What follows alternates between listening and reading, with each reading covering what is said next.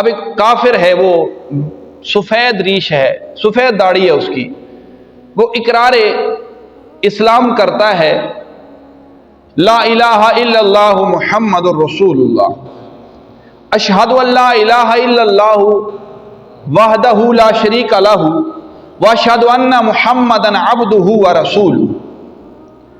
اب مقررین ملائکہ جن کی ڈیوٹیاں لگائی گئی، انہوں نے زبان کافر سے یہ کلمات سنے، پھر ان کلمات کو خالق کائنات کے پاس پہنچانے کے لیے ارادہ کیا، سفر شروع کیا۔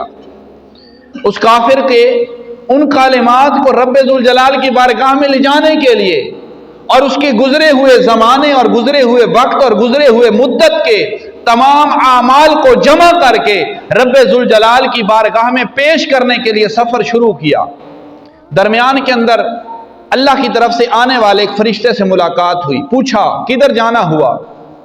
جواب ملا کہ فلاں کافر تھا، اس نے کلمہ پڑھ کے اللہ کے نبی کی غلامی حاصل کر لی ہے، اس کے کلمے کو، اس کے اپنے اسلام قبول کرنے کو اللہ کی بارگاہ میں پیش کرنے کے لیے لے کر جا رہا ہوں۔ اس کے دیگر زندگی کے گزرے ہوئے جو اعمال تھے، ایام تھے، شب و لیل تھے، ان کے اعمال کو پیش کرنے کے لیے اللہ کے حضور میں حاضر ہو رہا ہوں۔ آنے والے فرشتے سے پوچھا جا رہا ہے تیرے زمین پر آنے کی وجہ کیا ہے؟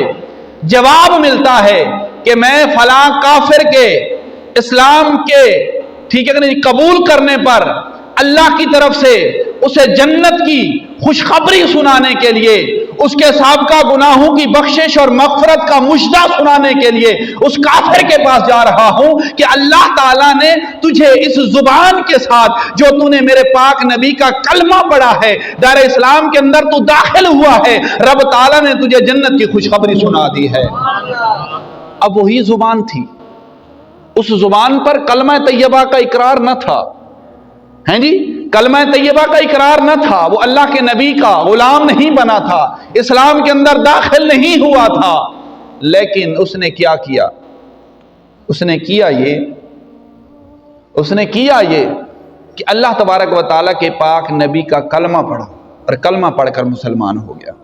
اللہ تعالیٰ نے اس زبان کے ساتھ ان الفاظ کے ادائیگی پر اللہ تعالیٰ نے اس کے سابقہ تمام گناہوں کی معافی عطا فرمائی اور اسے جنت کی خوشخبری سنا کے اسے مژدہ جنت سنا دیا۔ یہ ہے زبان۔ انسان زبان سے بہت کچھ کہہ جاتا ہے، یہ زبان ہے۔ اب دیکھیں، ایک غیر محرم ہے، ایک عورت اور مرد غیر محرم ہے، یہ زبان ہے، اس زبان کے ساتھ اقرار کیا۔ کون سا اقرار کیا؟ اس کے ازدواجی زندگی کے حق زوجیت کا اقرار کیا کہ میں نے اس عورت کو، اس لڑکی کو اسلام کی روح سے، شریعت مصطفیٰ صلی اللہ علیہ وسلم کی روح سے میں نے اسے قبول کیا ہے۔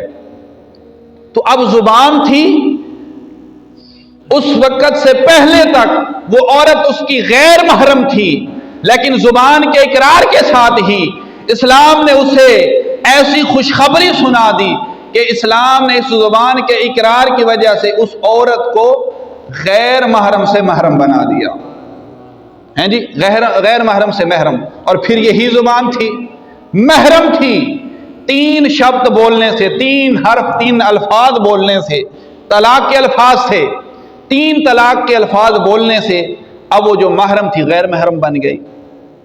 آج تو یہ کنسیپٹ ختم ہوتا چلا جا رہا ہے نا، یہ پہچان اور یہ فرق ختم ہوتا چلا جا رہا ہے، حرام اور حلال کی کسی کو تمیز نہیں ہے، خوف خدا، شرم نبی، یہ بھی نہیں وہ بھی نہیں۔